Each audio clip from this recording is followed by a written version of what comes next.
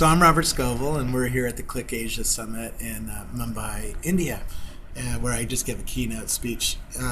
For people who don't know who I am, I was the Futurist at Rackspace, a big cloud computing company, and now I work at Upload VR, which is a media company covering the virtual reality space. And I've had a very fortunate career because I'm a semi-famous blogger in America that covers the technology space and grew up in Silicon Valley.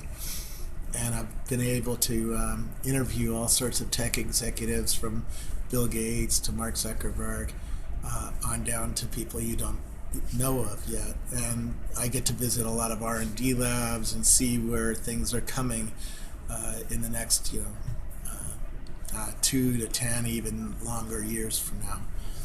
And and that's what I talked about this morning, is what's coming, what's here right now that you might not know about. Like there's virtual farming going on.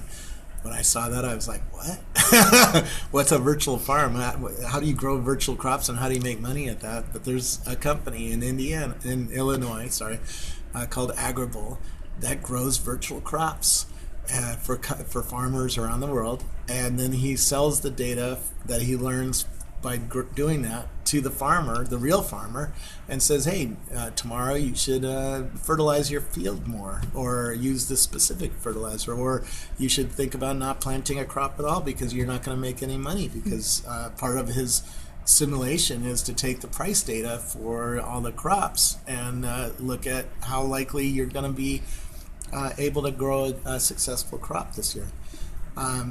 So yeah, there's all sorts of weird companies like that around the world that are using new technology to do new business, and it's and that's what my talk was about.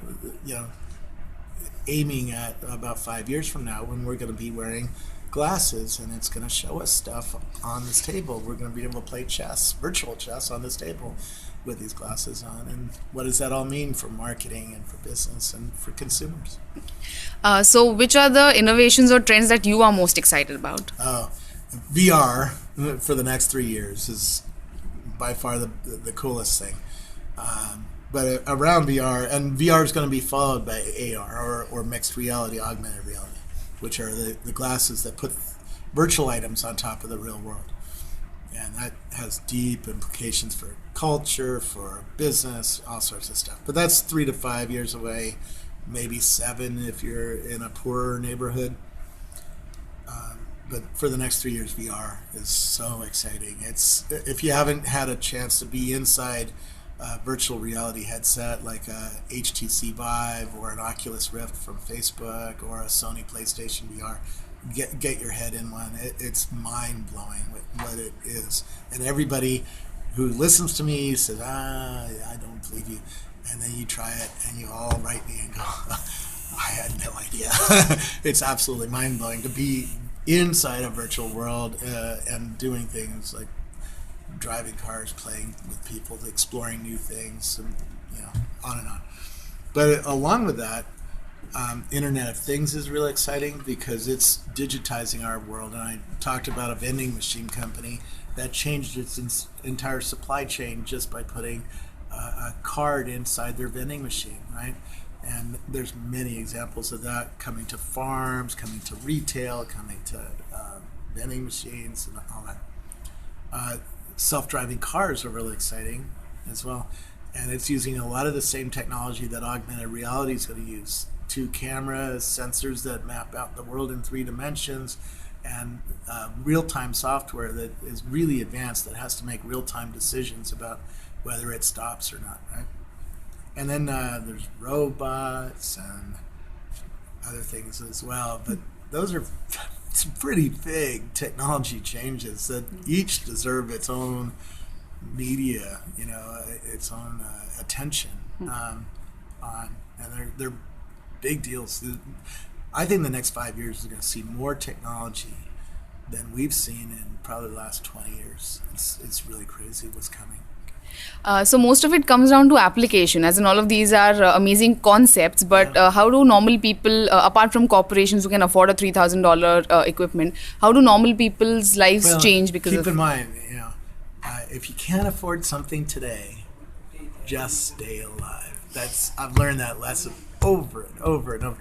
I remember I met Steve Wozniak in college, co-founder of Apple, and he was bragging to me about his new color printer, and it was 1989, and that color printer cost $45,000. And today a $70 printer is better.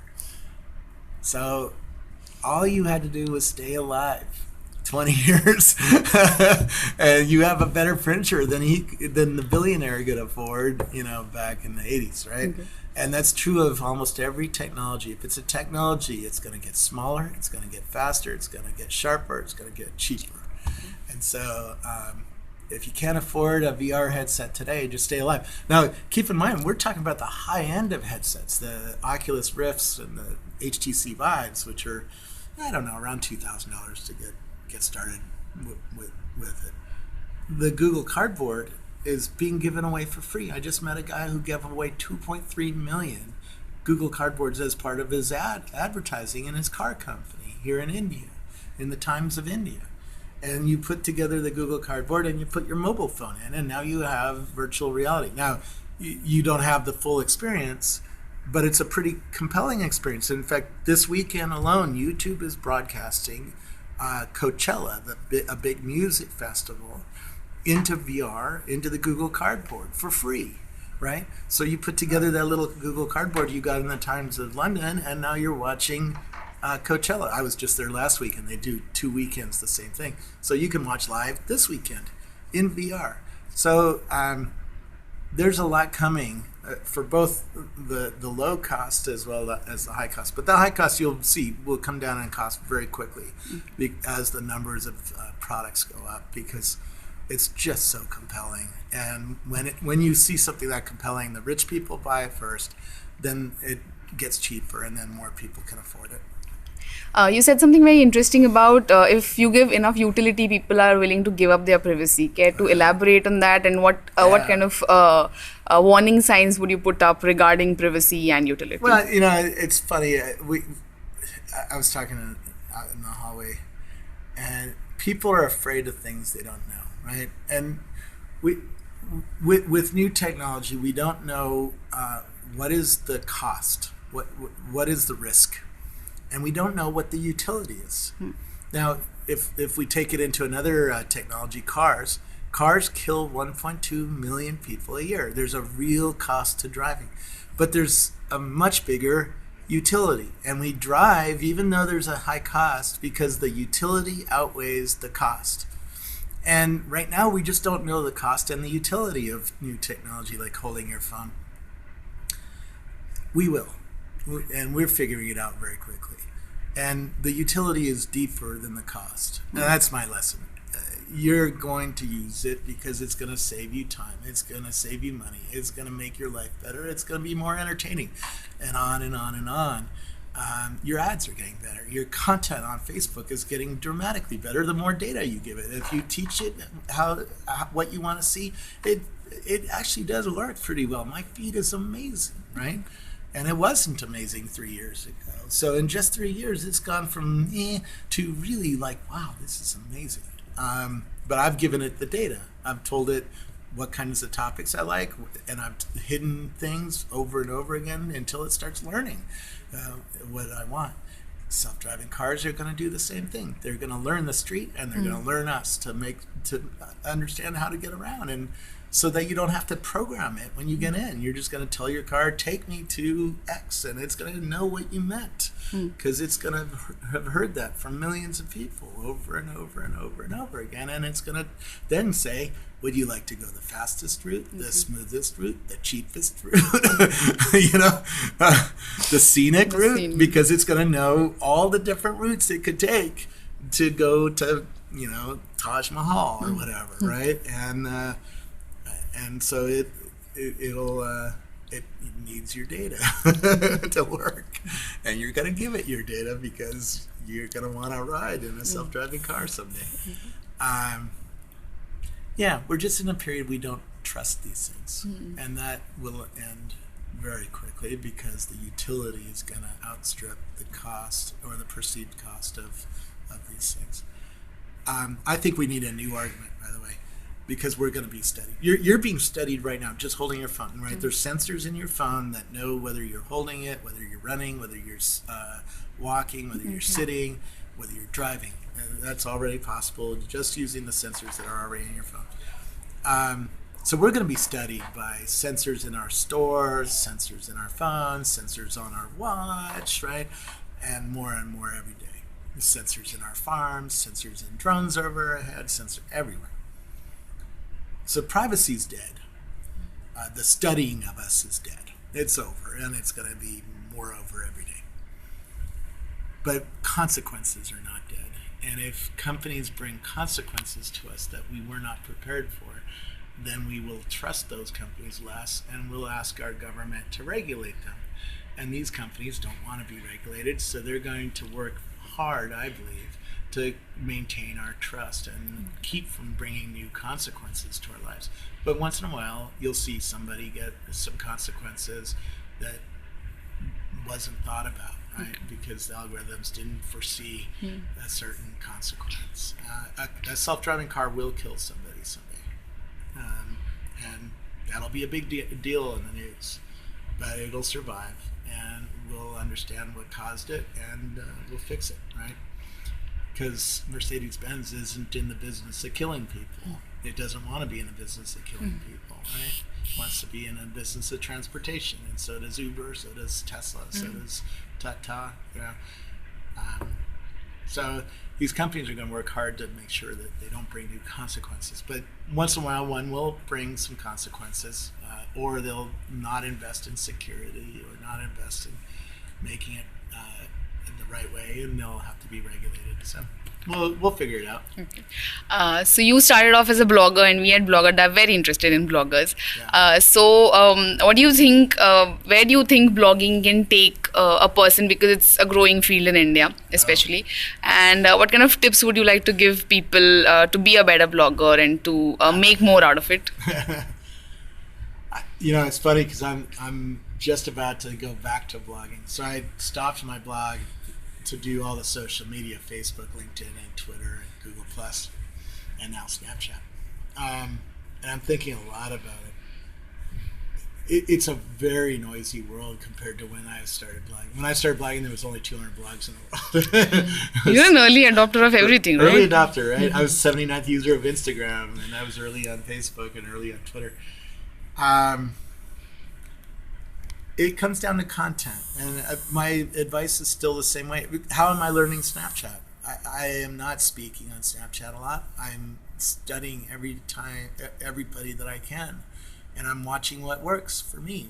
What kind of content makes me happy when I see it, when somebody else does it. And then kids ask me, how do I become a Robert Scoble or a Leo Laporte or Ariana Huffington, something like that.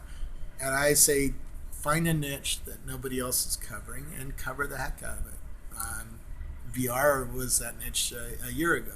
Now it's a little crowded in the VR space. There's, 30 blogs that I know of that are covering VR. That wasn't true even just a year ago. And in fact, I'm hooked up to Upload VR, which was started by three kids who started covering the VR space and now are one of the major players in this space.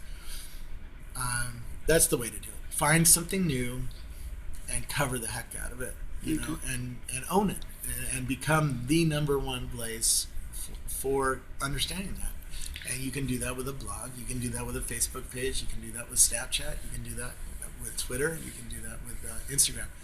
It's easier to build an audience when something's new. So Snapchat right now is fairly easy to build an audience on. It's getting harder. Already in just the last couple months, I've noticed it's getting harder. It's getting more crowded. More people have moved in. More marketers are talking about it. More bloggers are starting to talk about, we got to do a Snapchat, and they're working on it, and they're making the content better, and the content quality is getting better and better, and that makes it harder for a new person to come in and build an audience, because they're not going to get taken seriously, right? Unless they're really amazing. And it comes back to content quality again. If you're really amazing, if you're funny, if you have exclusive interviews, if you get me in places that other people can't get me into, if you have better insight, if you, let's be honest, are hotter than me. People would rather look at you than look at me, right, on a video camera. And so use whatever you got to become the best at something in the media space, and then you can build a business. But it's tough. It's hard work. So what are your impressions about India and Asia? Like, it's your first day today. So in the digital space and in the real world. Well, obviously, this market has a lot more people than the American market. So that's one thing you feel literally as you come off the plane. You feel there's a lot more people here, and so the markets here are very interesting because of the scales. And I feel the same way when you go to China, right? Yeah. The population density in China is just so much higher. I mean, there's 4 times more people than in America, and so the socialness of people is higher because they live closer together, and they walk more, and they are in the streets more, and there's smaller shops, and they're closer together, and that leads to a certain kind of intensity and innovation that you just don't get in America. In my town, we have big shops, and they're small and they're far apart. They're not crammed together like this. So there's certain advantages to both markets, right? America has a lot more money. Here has a lot more people and a lot more intensity. So the trick is, and I'm starting to see it, Indian startups are starting to come out and become world brands because they've captured the internal market at some level and survived here, and then they've spun up enough marketing intensity to spin out to be world brands, and that'll be something to watch over the next decade. It's a very exciting market. It's a lot of opportunity here. So last question, speaking of the next decade, which sci-fi movie do you see actually happening over the next decade, like coming closer to reality? I think it's time to bring a movie out that really explores this new technology that's coming, the glasses, the self-driving car. We haven't seen a movie really portray that as a positive future. We've seen movies that sort of portray it as a dystopian and dark future, but I wonder who's going to be the first one to do that. Do you want a self-driving Batmobile? Yeah, and it would be an exciting ride. At Stanford, they're building a race car that's faster than the race drivers. Okay. So if you have a self-driving car, it can push the tires to the edge of traction more than a human can. So it'd be a fun thing to try, and throw in a drone race or 2 in there, and you get something exciting. But around in the desert for an hour and a half without touching the steering wheel, right? So people are now aware this stuff is coming, and I think a movie that really explores it as a positive thing would be interesting. But I don't know. I met the costume designer for Star Trek that's coming out this summer, and he said his dad built clothes, real clothes, and he builds clothes that are black with 32 white dots, and the clothes you see in the movie are put on in the computer, right? And so that's science fiction to a lot of people. Yeah. They don't even realize how complex the movies are and how little reality is in the movie. Yeah. And we're soon going to get that on our glasses. We're going to be able to dress up and do different things. Snapchat's already doing it, right? You aim your Snapchat camera at your face and you can augment your face. Yeah. So we're going to see more and more of that over time. That's the new science fiction. Thank you so much. Thanks.